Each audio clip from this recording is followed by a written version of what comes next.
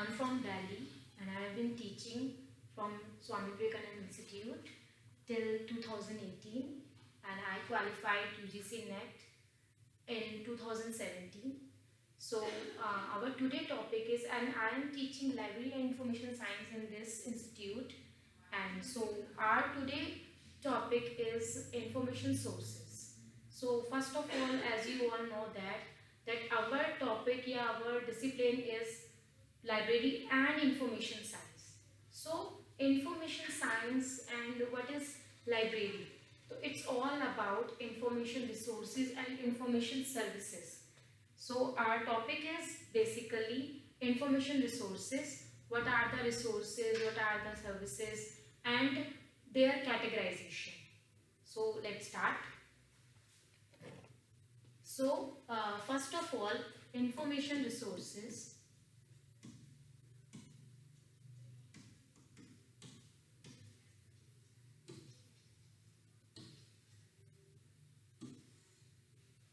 Anything which contain information like books, periodicals, serials, journals, these are come under information resources, and as well as human.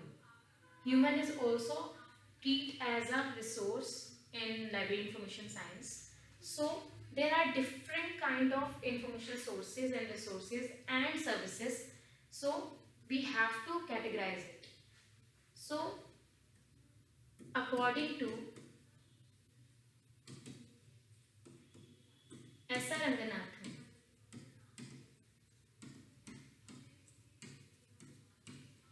S.R. Ranganathan divided information resources into three main categories, which is conventional sources,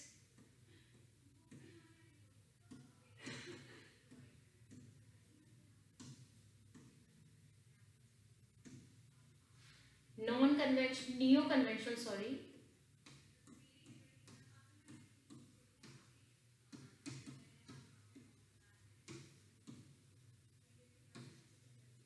and non-conventional sources.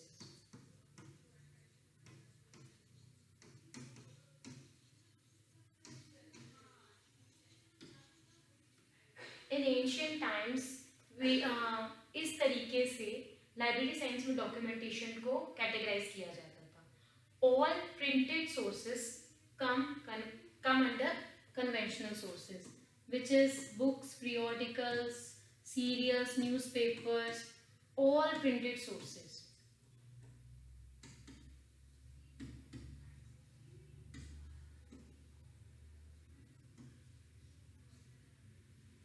Okay. So and in neo conventional sources, जो भी नए documents उस time पर start हुए थे बनना, या new developments कोई भी डॉक्यूमेंटेशन के अंदर अगर हो रही थी, वो सब चीज नियो कन्वेंशनल सोर्सेज में आती थी. लाइक हैंडबुक्स अगर बन रही हैं, सो वो न्यू डायरेक्टरीज बन रही हैं, that's come under these all new documents, new things. Then non-printed sources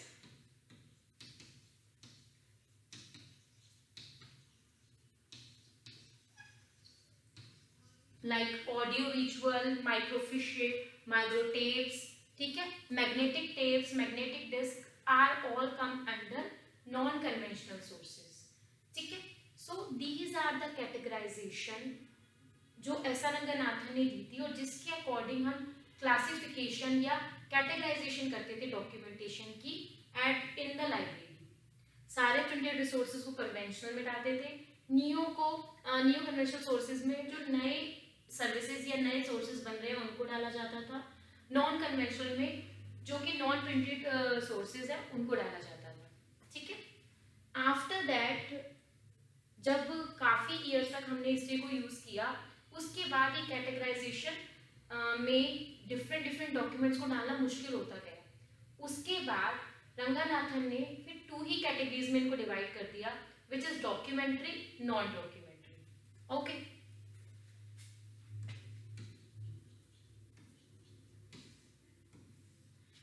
first one is documentary sources.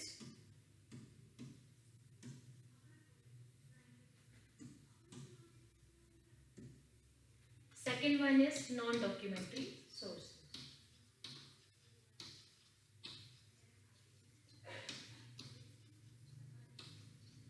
इनको भी फर्दर कैटेगराइज किया गया, which is categorized by Grogan. According to Grogan all documentary sources को 3 categories में divide किया गया, which is primary source यानी कि प्राथमिक स्रोत, सेकेंडरी सोर्स यानी कि द्वितीयक सोर्स, टर्शरी सोर्स यानी कि तृतीयक सोर्स. ठीक है. And now what are these? तो ये डिफरेंट काइंड ऑफ कैटेगराइजेशन है, जिसमें अब हम जिस तरीके से सोर्सेज को कैटेगराइज करते हैं वो प्राइमरी, सेकेंडरी और टर्शरी के अकॉर्डिंग करते हैं इन मॉडर्न वे. ठीक है. Primary source, secondary source and tertiary source, ये हो गए आपके डॉक्यूमेंट्री सोर्स. नॉन डॉक्यूमेंट्री को आपके 2 पार्ट में बांटा गया, विच इज फॉर्मल सोर्सेस यानी कि औपचारिक, इनफॉर्मल सोर्सेस यानी कि आपके अनौपचारिक, जो कि प्रिंटेड फॉर्म में नहीं हुआ करते हैं, उनको आपको नॉन डॉक्यूमेंट्री में डाला गया. ठीक है. तो ये हमारी अभी की कैटेगराइजेशन थी. अब जो हम बात करते हैं वो हम अपनी मेन कैटेगराइजेशन की बात करते हैं, which is primary, secondary and tertiary, जो हमारा मेन मोटिव है. Even in a unit 3 of UGC NET syllabus तो आपको ये कैटेगराइजेशन मिल जाएगी. तो it is a basic topic और basic part of library and information science. ठीक है. First is primary source. Now what is primary source या what kind of documentation are come under primary sources. ठीक है. Primary source यानी कि हिंदी में इसका जो कहा जाएगा प्राथमिक स्रोत, यानी जो सबसे पहले आए, that is primary source, which means that contain original information.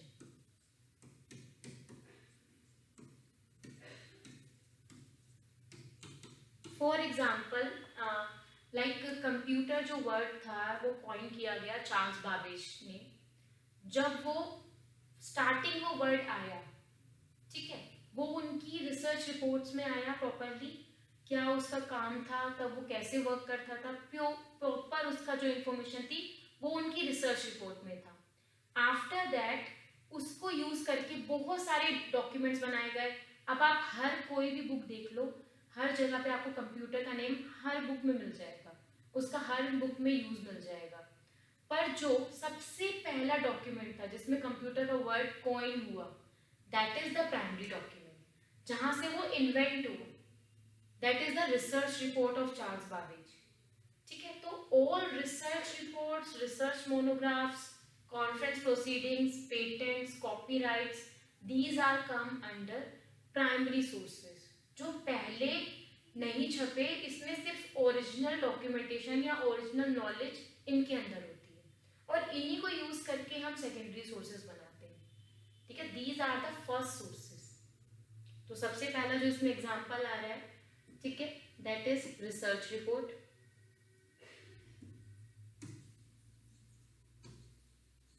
After conducting, कोई भी रिसर्च होती है, एट लास्ट हमें उसकी रिसर्च रिपोर्ट प्रिपेयर करनी पड़ती है. That is the original information of your research, या जो भी उनका टॉपिक होता है उसकी ओरिजिनल इंफॉर्मेशन होती है उसके अंदर. सो रिसर्च रिपोर्ट के अंदर ओरिजिनल इंफॉर्मेशन कैरी की जाती है, उसी को यूज करके फिर textbooks, handbooks, journals, articles और अनदर आर्टिकल्स लिखे जाते हैं. Then research periodicals. Research periodicals या रिसर्च जर्नल्स, बहुत सारी ऐसी रिसर्च है, जैसे कि रिसर्चर्स होते हैं तो उनके आर्टिकल्स जर्नल्स या रिसर्च पीरियोडिकल्स में छपते हैं इन टाइम जब वो रिसर्च कंडक्ट कर रहे हैं. तो वो जो आर्टिकल्स होते हैं दैट ऑल्सो प्राइमरी डॉक्यूमेंट. तो वो जिस पीरियोडिकल्स में छपते हैं that is research periodicals. Okay. So research periodical is also a part of this. Then research monographs. Research monographs at a time जब हम रिसर्च रिसर्च कंडक्ट कर रहे होते हो तो इट विल टेक मतलब उसमें 1 साल भी लग सकता है, 2 साल भी लग सकता है, 3 साल भी लग सकता है, 4 साल भी लग सकता है. It will take many years. तो हमें ज़रूरी नहीं है कि हम सिर्फ इतनी सी रिसर्च रिपोर्ट बनाएं. उस टाइम पे रिसर्चर्स के पास इतना सारा डाटा होता है, उसका अपना फाइंड आउट किया हुआ, तो वो रिसर्च रिपोर्ट में सारा डाटा पब्लिश नहीं कर सकता. तो उनके क्या बनाए जाते हैं, मोनोग्राफ्स बनाए जाते हैं. लाइक 1000 पेजेस का उसने डाटा कलेक्ट किया, ओनली 400 पेजेस का रिसर्च रिपोर्ट बना, बाकी 600 पेजेस का उसने क्या कर दिया, मोनोग्राफ पब्लिश हो गया उसका. सो दैट जिसके लिए वो इंफॉर्मेशन रिलेटेड थी वो भी एज अ ओरिजिनल इंफॉर्मेशन छप गई और एज अ यूज में आ गई. ठीक है, तो that is research monograph. Then conference proceedings. बहुत सारी कंपनीज होती हैं या यूनिवर्सिटीज़ हैं, वहाँ पे कॉन्फ्रेंस प्रोसीडिंग्स होती हैं. दैट सबका अलग अलग कॉन्फ्रेंस के अंदर मिनट्स प्रिपेयर किए जाते हैं. वो भी एक यूजफुल इंफॉर्मेशन है जो कि उसी फील्ड में कुछ काम कर रहा है. लाइक केस स्टडीज होती हैं सुप्रीम कोर्ट्स के या जज की जो फैसले होते हैं उनके ऊपर केस स्टडीज बनती है, वो सब इन प्रोसीडिंग्स के अकॉर्डिंग होती है. तो वो सब कुछ हर चीज़ का अलग अलग इन्फॉर्मेशन को लेकर चलते हैं, तो इसलिए वो भी डिफरेंट डिफरेंट काइंड की इन्फॉर्मेशन इसके अंदर रखते हैं. इसके बाद पेटेंट, कॉपीराइट, आईपीआर, वो भी हम इन्हीं में इन्वॉल्व करेंगे क्योंकि each and every patent, copyright are also primary document जहाँ पे भी वो रजिस्टर किया जाता है. स्टैंडर्ड्स ये भी इसके अंदर आ जाएगा. ठीक है, एंड मैनी मोर. ठीक है, तो ये हमारे थे प्राइमरी सोर्सेज. इसके अंदर और भी बहुत सारे सोर्सेज आते हैं. ठीक है, then second is your secondary sources.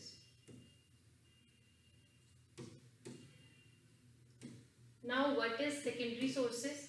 Secondary sources is primary sources का यूज करके जब हम कोई नया डॉक्यूमेंट बना रहे हैं, that is secondary source. After using primary source. Primary source की रिसर्च रिपोर्ट यूज करी तो बहुत सारे ऑथर्स ने मिलकर वो रिसर्च रिपोर्ट पे अलग अलग बुक, अलग अलग पीरियोडिकल छाप दी. That is secondary sources. All textbooks,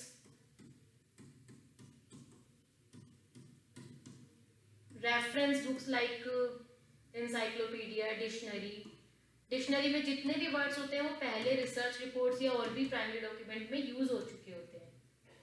encyclopedia,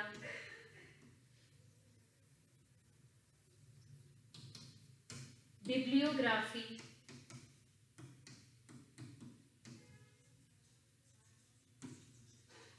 normal periodicals, not research periodical. Research periodicals आपका प्राइमरी में आएगी, बाकी इसमें आएगी. Handbooks, gazetteers and many more. सबसे ज्यादा सोर्सेस आपके सेकेंडरी सोर्स में बनते हैं क्योंकि इसमें ऑथर क्या करता है, एडिट करके, मैनिपुलेट करके, कुछ अपनी डेफिनेशंस ऐड ऑन करके, कुछ ओरिजिनल डेफिनेशंस रख के उसको एक नया इंफॉर्मेशन सोर्स क्रिएट कर देता है इन अ डिफरेंट फॉर्मेट. ठीक है, and the last one is your tertiary sources. Tertiary sources is the last categorization जो कि प्राइमरी एंड सेकेंडरी दोनों सोर्सेस का यूज करके बनाया जाता है. ओके, सो इसमें कम आते हैं बट बच्चे ज़्यादा इसमें कंफ्यूज होते हैं बिकॉज उन्हें लगता है कि ऐसी कौन सी चीज़ें जो टर्शरी में आ सकती है. सो ज़्यादा इसमें कंफ्यूज नहीं होना. इसमें ओनली 3 चीज़ें आती हैं. First of all directory. All directories are come in tertiary sources. List of anything. किसी भी चीज़ की लिस्ट बनाने, चाहे वो लिस्ट ऑफ रिसर्चर्स है, लिस्ट ऑफ periodicals है, क्योंकि वो periodical नहीं दे रहे, वो उनकी जस्ट लिस्ट दे रहे हैं. That means it's a research periodical भी हो सकती है, वो प्राइमरी से भी हो सकती है, सेकेंडरी से भी हो सकती है, but it's just a list. तो ये कोई डॉक्यूमेंटेशन नहीं है, it's a list of listings है, तो दैट मीन्स ये टर्शरी में है. इसके अलावा guide to literature, all guides, guide to literature are come in tertiary. And last bibliography of bibliography.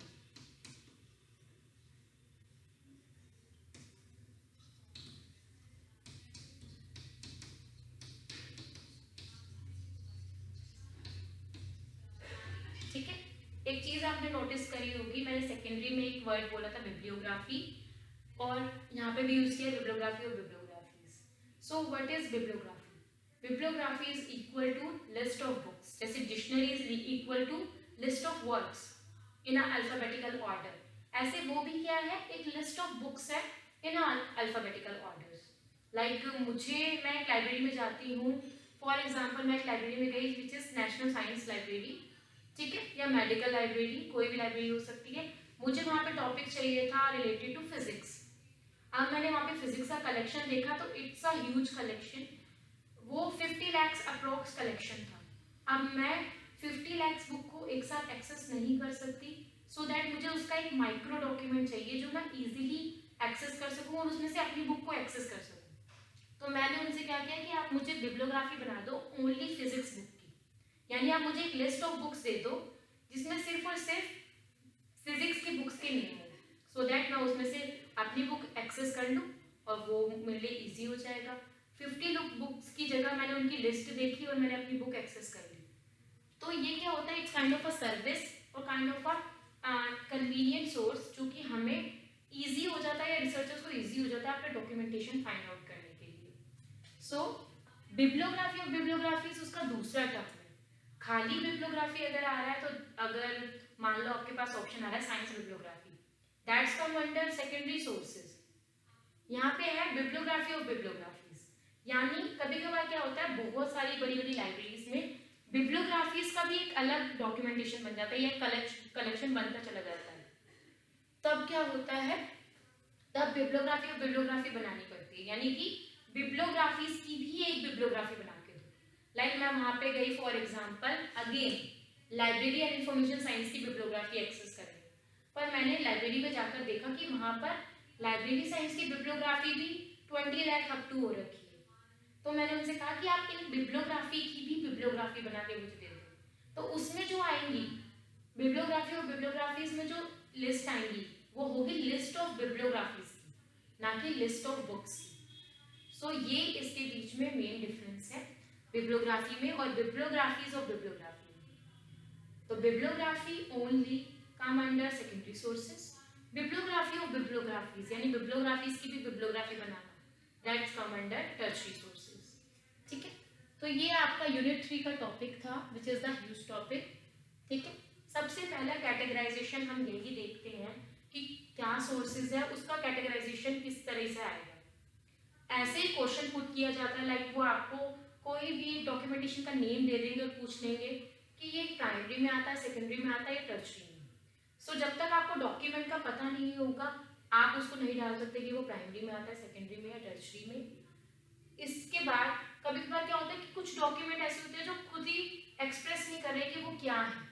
कुछ डिक्शनरीज होते हैं, लाइक डिक्शनरी के टर्म्स होते हैं ग्लॉसरी, थ्रेजोरस, ठीक है, तो कभी कभार डिक्शनरी यूज ना करके वो ग्लॉसरी यूज कर लेते हैं, तो बच्चे कंफ्यूज हो जाते हैं कि ग्लॉसरी कहाँ आएगा। ग्लॉसरी यानी dictionary, dictionary comes under secondary sources, तो हम उसको कहाँ पुट करेंगे, सेकेंडरी सोर्स में। ठीक है, तो ये एक ऐसा टॉपिक है जो रिपीटेड मोड पे लाइब्रेरी साइंस में यूजीसी नेट के अंदर आता ही आता रहता है। ठीक है, इसी के आगे सोर्सेज हम नेक्स्ट वीडियो में कंटिन्यू करेंगे। तब तक के लिए टेक केयर।